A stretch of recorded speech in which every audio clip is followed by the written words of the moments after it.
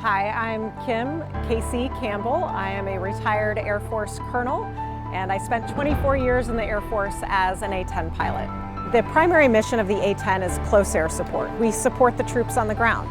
When they're in need of assistance, we go in to do everything we can to help them out.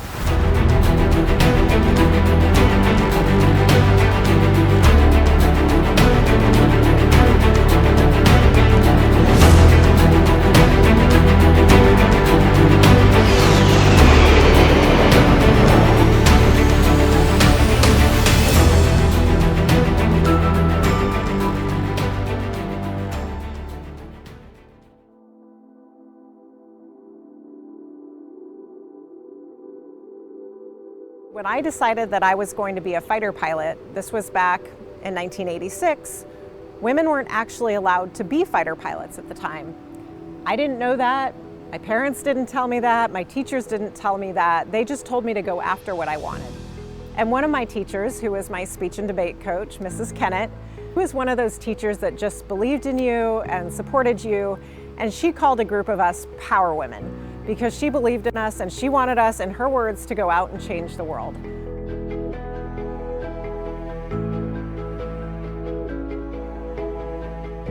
I decided I wanted to join the Air Force and specifically go to the Air Force Academy when I was in the 5th grade.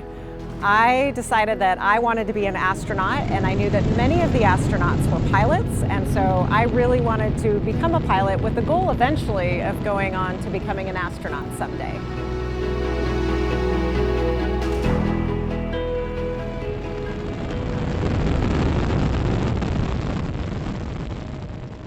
Getting into the academy was pretty hard. I really worked hard. As soon as I decided that that was what I wanted to do for school, I committed to really studying and working hard in school. I did a lot of extracurricular activities. I played sports.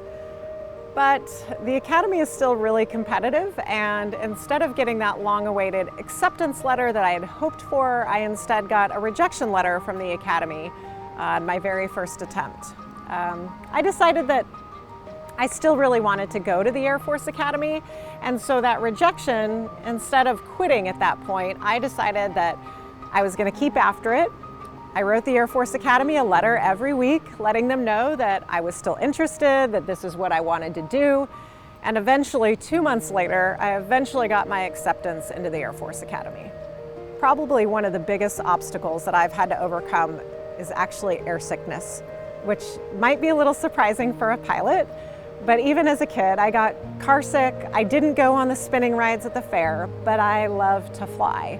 And during pilot training, the first 3 weeks, honestly, was miserable. I used more air sickness bags than I can even count, but I kept after it. This was my goal, this was my dream, but it was a struggle. And there were probably times where I really doubted myself and wondered if this was really something that I should keep after. But I knew it was what I wanted, and so despite being sometimes miserable and going after my dream, I did it anyway.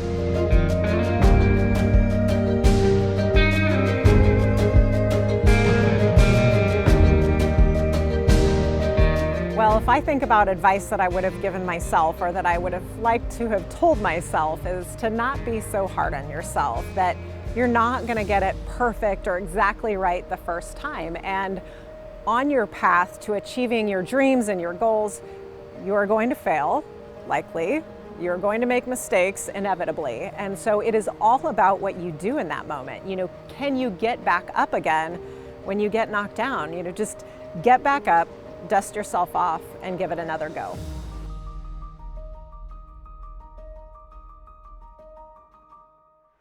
You need to find your purpose and your passion. You need to find what makes you happy. What are you going to enjoy doing? For me, I found my purpose, I found my passion, I found my why, my reason for being in flying the A-10. I love the mission of supporting our troops on the ground. When that mission came to an end, when I stopped flying the A-10, I had to find my new purpose and passion. For me, that happened by going back to the Air Force Academy, back to where my career started. I was now able to find a new purpose and passion in teaching the next generation of leaders.